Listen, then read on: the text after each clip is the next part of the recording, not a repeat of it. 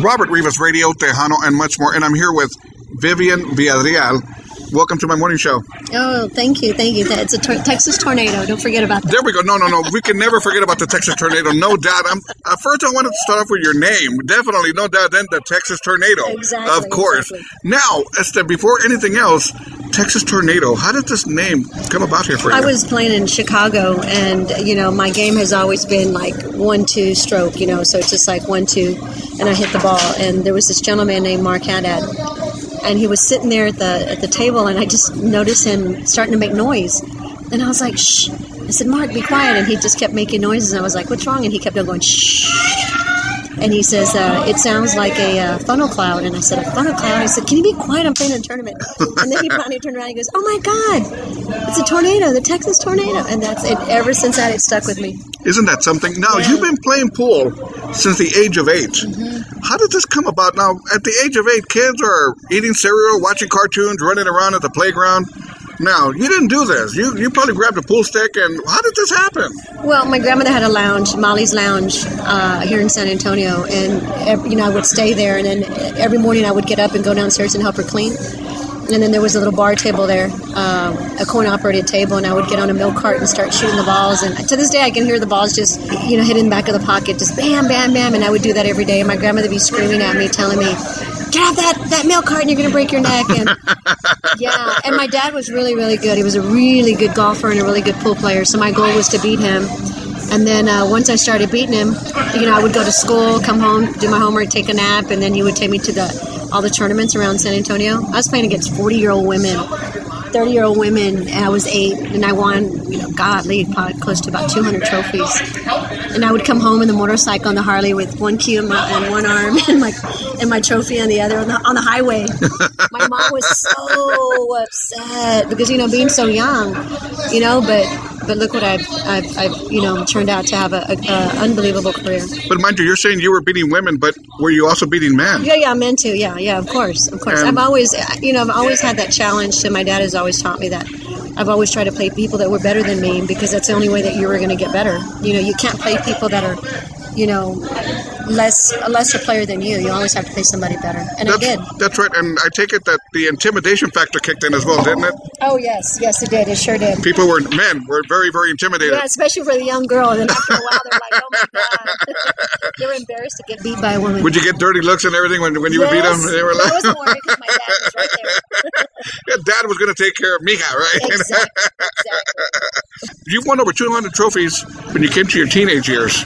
How did you feel about all this? I mean, you got all these trophies. No, but it was nothing. It was just something that I've always been a great athlete. I was really good at basketball, volleyball, track, and all that. And then I stopped, after playing for a little while, then, I stopped, and then I graduated, went to college for a couple of years, and then that's when I went to Bananas and I started playing. Yeah, I started playing for a little bit. I remember being in the cafeteria during our lunch break, and I remember seeing Robin Bell, and I said, oh my God, I can shoot that shot. That's easy. She missed an easy shot. I remember. And then I went to Bananas, and this gentleman came up to me, Robert Dories. His name is Robert Duffy Dories. And he comes up to me, he says, young lady, he goes, you can be a world champion. And I was like, I just looked at him like, yeah, right, And I just looked at him, so I said, okay. So I guess it did happen. A year later, I went back looking for him. What high school did you go to? Robert E. Lee. Robert E. Lee. Wow, my kids went there as well. Really? Robert E. Lee. Yeah, my mom and dad my mom lives off of Blanco Hillwood, so, my parents have lived there forever. I mean, I lost my dad 8 years ago, so all I have is my mom, but yeah, I love Lee. That's where I graduated. And went to Nimitz. I went to Almas, Nimitz, and Lee. Fíjate, my kids went the same thing. Now, you mentioned Molly's. That was on the corner of Colorado and Martin? Colorado and Ruiz. There we go. See? Colorado and Ruiz. Now, let me ask you, just out of curiosity, when I was growing up as a kid, my dad would take me to go play pool a lot at Farmers. Did you ever go to Farmers? Oh, my God, yeah. I remember off of, what was it? Sasamora? Yeah. Sasamora? No, it's because my uncle, his brother used to work across the street, and we used to go over there. I went there a couple of times. I remember that. Farmers, and it was Bananas, and it was Doyle's Billiards. Yes, Doyle's. And Danny's Pool Hall. Do you remember Danny's on Main Street? No, I wasn't too familiar. I was familiar with Doyle's. What about Tiffany Billiards? Oh, yeah. Tiffany's, There we go. How weird. Isn't that something? Oh, my God, old memories, yeah. Like I tell you, I used to do all the little rounds, too, and my dad had a couple of cantinas, and we used to do the pool leagues and all that. But like I said, then, of course, you meet, on my end, I met a girl and got married, had kids, and that was the end of me, man. Forget about the pool stuff. Más triste. I tell you what, let's take a break. I'm here with Vivian Villarreal, the Texas Tornado, on Robert Rivas Radio. Robert Rivas Radio, Tejano, and much more. And I'm here with the Texas Tornado. See, I've stood corrected. Either Walala, man, I'm going to take care of business here and do what this woman tells me to do here. At the age of 10 years old, you played Minnesota Vance. How did this happen? Well, we had found out, my dad had found out that he was coming to do an appearance there. And I really didn't know much about him because I was really young. So my dad goes, I want you to meet this guy. He's famous, pool player, this and that. He's a legend. So we went over there, and I remember I was sitting there, and he was asking people, who wants to challenge and want to challenge. And then, they said to raise your hand, and my dad raised his hand for me and says, she does. So, yeah, he was talking all that smack, and I was so nervous. I remember that I wound up beating him. I'll never forget it. And you knew who he was at 10 years old. Yeah, when my dad was telling me about him. So I went, and then, it's pretty cool. And I have a picture of him when I was 10 with my mom, my dad and him. My hair's real long. I look all Indian because I'm part of Indian, So, yeah. Now, in the past 20 years, you have amassed 19 titles, including the 1992 National Championship and the 1996 ESPN World Championship. Well, going back to Duffy, my coach, when he told me, he goes, look, you can be number one in the world or you have a great stroke. And I was like, yeah, right. Sure enough, I came back a year later and I went from unranked to number one in the world within 13 months. Isn't that something? Oh, my God. It was like, I'll never forget, I was in Chicago and I knew that I had to beat Ava Mataya. If I beat Ava Mataya, I would be number one ranked.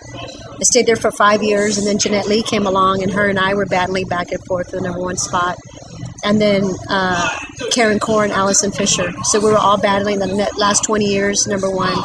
Now the point systems are different, but back then you had to, keep performing to stay there because, every 10th tournament gets dropped off, But, I've been very fortunate. I've won every major title there is except the U.S. Open. I won the World Championship, the ESPN World Open Championships. I've been Player of the Year and everything, I'm the only Mexicana, so it feels really good. Now, billiards is a game of skill, no doubt, but it's a game of nerves as well. How do you control yourself here? Well, my dad has always taught me to, if I wasn't having fun, I wouldn't be out there. But like me, I've been voted, the past 10 years, the most exciting player to watch, male or female. I go out there and I sing, I laugh, I talk to the crowd, I do the little tornado twirl, everybody does it. But, that's why I have a huge following, and they're always like, Viv, I wish everybody was like you, but, I guess that's how I control my nerves, because I'm talking to everybody, and there's times that I say, should I go for it? Everybody goes, yeah, go for it. But, it's just, I would be lying if it doesn't, because you feel the pressure, and it's just like you're trying to play good, trying to look good, trying to win, add another, accomplishment to your belt. So, but you get used to it over the years, In China, man, it's like, it's 24/7, airtime. It's cable TV and you're on 24/7. It's live TV. So it's pretty cool. And it's really, really huge over there, tons of people. All these women that you play against, are they all friends, or is there any kind of rivalries with any of these women? Like, hey, man, I'm going to kick your ass or anything like that? No, the thing is we're all sisters, and I think, I miss them when I don't see them, like I just posted on my Facebook, I have a great picture of Alice and Kelly and all of us, and I said I miss my sisters. But, no, I think that's what makes us successful is that, on the table it's business. Once it's over, then we'll go eat or whatever. Isn't that something? Yeah, everybody goes to play. You have Guy Young, she's my best friend, comes in from Korea. It's all business, and sometimes we have to draw each other, and I'm like, sorry, babe, she'll beat me or I'll beat her. But, we just don't talk about it, get over it, just keep going. When you first played in front of the cameras, did you get nervous? I did, but then it's like I started, getting comfortable through the years, and my dad would just always tell me, Mija, just have a good time. Just, you have so much fight and you just always have to, have a good time. And that's what I did. Is there a certain shot? How many shots have you made in your lifetime? But is there one shot out of everything you've done that's going to live forever in your mind? That one shot. I'll tell you which one it is. Uh-oh. It was the ESPN World Open Championships, and first prize was $80,000, and second prize was $10,000. So I'm playing Allison Fisher for the finals, and it's a race to 7. Whoever wins 7 games first, and I'm up 6-5. I need 1 game, and she needs 2. So then, all of a sudden, she breaks, and it's just an easy run. Easy, just tic-tac-toe, just make this ball. So she gets funny on the 7 ball. She makes it, and she has kind of like it's not hard, but it's kind of, it's a lot of pressure. Don't matter, And she misses the 9 ball and leaves it hung on the pocket. All I had to do was just hit, and I won $80,000. I'll never forget that. Oh, my God. Out of all shots in the world to make for $80,000. And then she missed that one, yeah. Well, that one, if she would have made that one, they would have been tied 6-6. And then whoever goes, but since she missed it, I won 7-5. Wow. Let's take a break. I'm here with Vivian Villarreal, the Texas Tornado on Robert Rivas Radio. Robert Rivas Radio, Tejano, and much more. And I'm here with the Texas Tornado. Now, you have been on many magazine covers such as American Way, Pool and Billiard Magazine, People en Español, and Billiards Digest. Wow. Yeah, I think the biggest one was American Way. The American Way is the one that's a magazine in all American Airlines all over. So, to be on that cover. And they had me dressed up as a gangster, and it's like I had this suit on and the gangster hat, and I had 2 bodyguards in the back. It's pretty cool. It's a really, really nice portrait. You've also been on Good Morning America. Oh, yeah. Talk to me about this. With Charlie Williams, and it was Charlie Williams back then, and then Nancy, what was her name, the other one? I forgot her name. But anyway, I did actually I had to do some trick shots. 4 trick shots. I was nervous there because live TV only had like a minute to do all 4 trick shots, but they all worked. Really? Yeah, it's pretty That's cool. a lot of pressure because you got to do 4 trick shots in a minute and a half. And then everybody's watching. No, it is.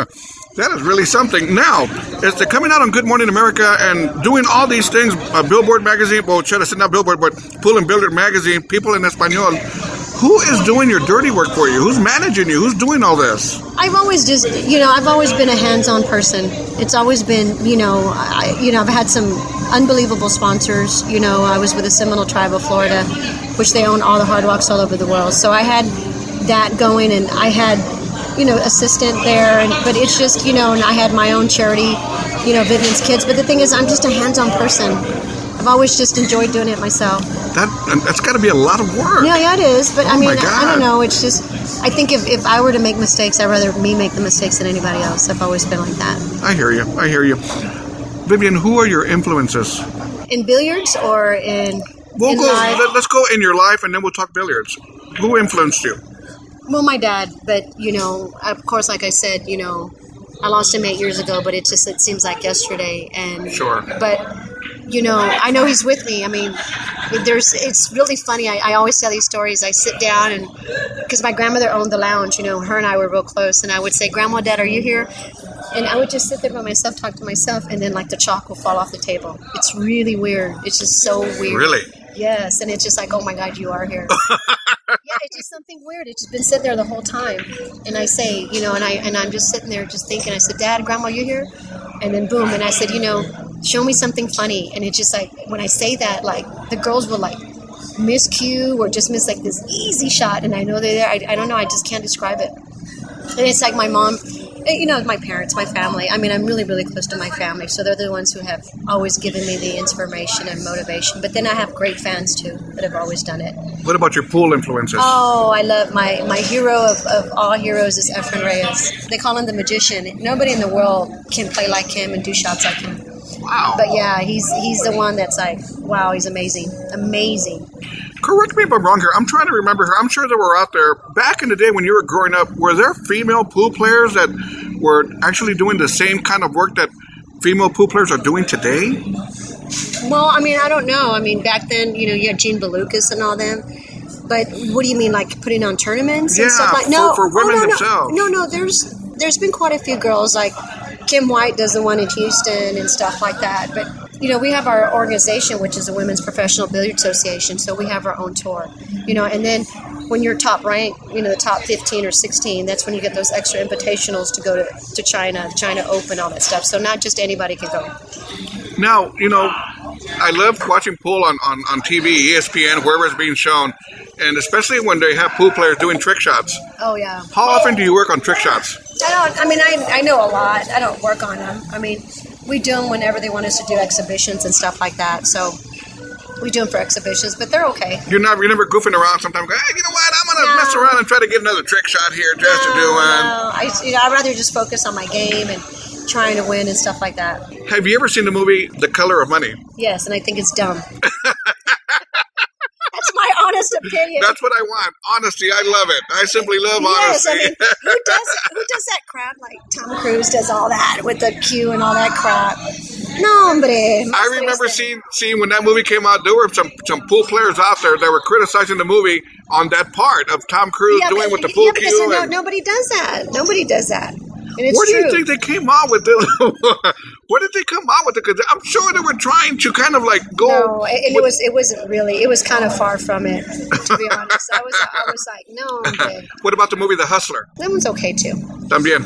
Any other billiard movies that you can think of, or anything that caught your attention? No. No, that's it. Mm-mm. I would just when I saw The Color of Money, I was like, oh, okay, whatever. That's not about pool, so. And that's one of the first things I said, you know what? I would love to know her opinion about The Color of Money. Exactly, like The Color of Money. But I didn't like it because everybody, I'm thinking, when I saw it, I was thinking, who does that crap? Honestly, I have a David Kirschenbach cue, and David Kirschenbach used to be with Omega way back then with Ed Blother, and they made me that cue. My cue's worth like $50,000. Do you think I'm going to wind up doing that? Throwing my cue like that? No. Now, let me ask you this. One part of the movie that intrigued me was when they would say, you know what, you may be going to Vegas or anywhere else for tournaments, but many times you'll make more money outside of the tournament than winning the tournament. Is this true? Yeah, it's true. Really? Yeah. Yeah, it's true. And the competition's hot and heavy. Yes, and you can, anybody can gamble for whatever kind of money they want. If you have the money, I have the money, people can pay, $20, $30, $50, $100,000 sets. I've seen it. Just like poker. You know how poker is. Everybody, them guys gamble on anything, so it's the same thing. So that's right. Right now we're doing an interview at Clicks Billiards, and we're going to talk about something very special going on this weekend. But example, let's say you're just messing around, you're practicing, shooting shots, doing what you're doing. Let's say a guy comes up to you, hey, I want to play you. I want to play for money. That's not the way it works. It doesn't work that way. No, it doesn't work. Is there any reason why? I'm not... Challenges are going to come out, right? Challenges are challenges. But, right. I'm not going to just, if they come out... I'm going to be honest with you. Guys have ego problems. So Sure. they come up and they're like, can we play again? No. And then when you okay, and then can we pay for this much? Oh, okay. Well, then you should have said that a long time ago. Now you're talking. Yes. Now you're talking my language, the Texas Tornado. Now you're going to find out what I'm all about. Exactly. We're going to knock down that ego right away. Exactly. But sometimes men can be thericals, right? Come on, man. Come on, let's play. Thericals. That's because they don't want to wind up losing to a woman. And you're right. You're very, very right. It's true. What are your hobbies? What do you like doing away from pool? Playing pool, should I say? I work out, but I like to play golf. I'm not very good. My dad was a very, very good golfer. And the Seminoles bought me a really nice set of golf. So I try to play golf. I'll go and play with my little cousins. We'll go play basketball. I was really good at basketball. So, and then of course, not my hobby, but I go with mother, to go play bingo. So I sit there next to her, even though I don't like to play it. But, I give it up too. I'm telling you, I went there today, and I was really hoping I'd run across your mom. Because I wanted to try to tie in this interview. And I said, I got to go through mom to get this interview, one way or the other. Exactly. And then she tells me, well, Mika's bringing me money. And I said, I know she's going to show up now. Now, let's talk about this event that you got going on this weekend here at Clicks Billiards. Talk to me about this. Well, it starts November 1st and 2nd, which is Saturday and Sunday. The men's event, which is 64 men that I have playing, we will start about 2 o'clock p.m. It'll go all day long, and we'll get down to the final 16. And on Sunday, the final 16 come back, of the men. And then that's about 2 o'clock. And the women are going to start about 1 o'clock, and there's 32 women. I'll be playing on both events, the men and the women. And it'll be live streamed, so people can go on my fan page, vivianvillarreal.com, and I have a fan page, and the link's on there where you can see like the brackets, the people that are playing and, see the live streaming, which is free, which is glad. I'm glad it's free. There we go. And then I have, of course, too, my personal fan page, my personal Facebook page. But anyway, but all the information's on there. It's a 9-ball tournament. Anybody can come. It's free to get in. It's smoke-free. Thank God, because I don't smoke. But it'll be a lot. There's a lot of great players here, like Hillbilly. That's Charlie Bryant. You have Manny Chow. You have Jonathan Hennessy. He just came out 25th on the U.S. Open in the men. So you have a lot of great players coming here. So it's going to be jam-packed. So, it'd be nice, people. I'll have my merchandise for sale. So, I have this saying, and this is a T-shirt, and I saw a lot of them. It says, "I break balls for a living." I know you would like that, right? I'm gonna be honest with you, Vivian. If you were to come up here right now where we met at Clicks with that shirt, I would have taken off running. Exactly. You know what, Vivian? Let's cancel the interview. I don't think I can make it after all. Isn't that great? It's true. I break balls for a living. I said, no wonder they call it a Texas tornado. Now I know why, even more so. Now, what are your plans in the future for Vivian Villarreal? I don't know. The good thing about the sport, you can play as long as you want to play. I do these tournaments, for the love of the game. People have asked me in Laredo to help them out, and, like pool's dying, so I'm going to try to help them out. And maybe, they're trying to do a $10,000 event there. That's added money in the purse, and then they want to do another one in McAllen. So I don't know what I'm going to, I love the game. I'm very fortunate that, I still play well. My life is pool, that's and I love helping people, so I'll do whatever I can, This will be successful. So I did this in 4 weeks, and I'm full totally at 64 men and 32 women. So we're probably going to have 2 events a year starting next year, and hopefully, having 10,000 added on each one. But my ultimate goal, like I was telling you earlier, is that I want to have a really nice pro event here in San Antonio and get some sponsors together and try to get $75,000, $100,000 for prize money, so I can bring Jeanette Lee, Kelly Fisher, Allison Fisher, Guy Young, and all my sisters, so we can have an event here, because it's never been done. And who better to put on the event? Me, the tornado. The tornado, right? The Texas, the wild one, the one that breaks balls. There you go. Do you do a lot of traveling?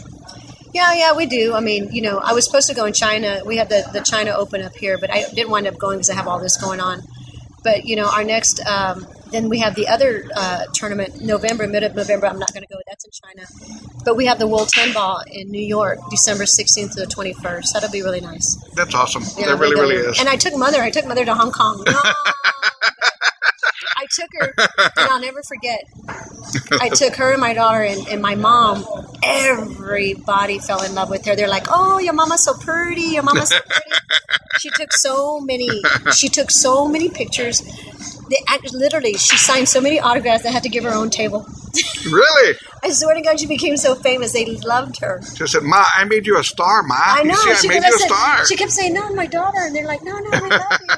Seriously, I'll never forget. When I first saw your mom at the bingo like 3 weeks ago, when I took my mom out there, she caught my attention right away because she was wearing this hat. Yeah, she always wears a hat. And she's always dressed, always nicely dressed. Always. And I went up to her, and I didn't know who she was, and I go, "You know what? I love your hat." She goes, "Thank you." And that's when everything started about talking about you. And I said, "Oh, con más ganas. Now we're talking, okay? Let me give her some more compliments here. Whatever I need to do to get this interview with the Texas Tornado, whatever." On this pool tournament that you have going on, so you're going to be part of both the men's and the women's. I'm going to play in both of them. You're going to take them both on. Yeah. It's like, I've played in many of the tournaments, and I played an event here in San Antonio. There were 90 of them, and I wound up winning. It's basically you're not playing the person, you're playing the table. So you break and run out, they break and run out. So it's just basically if you get a shot, you run out. You're at that caliber that you got to break and run out, meaning you break the balls and they don't get to shoot. So, it's easy for me to run 9 balls or whatever. Is it possible? Has it ever happened to where you've miscued on a big shot? Oh, yeah. It happens to all of us. Just things, sometimes you just got to go with a grain of salt that it wasn't meant to be. I remember, actually, now that you said that, it was the U.S. Open, and I had just lost my father the month before. I was playing Kelly Fisher.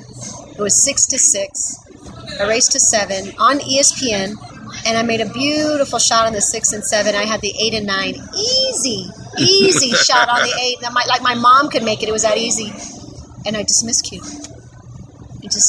And then I'll never forget, because I used to call my dad after every match, like, "Mija, how did it go, Mija? How did it go?" And I remember I lost that hill. Everybody knew what I was going through. And I remember calling him right after that, and I couldn't understand why he wasn't answering. And that's when it finally hit me.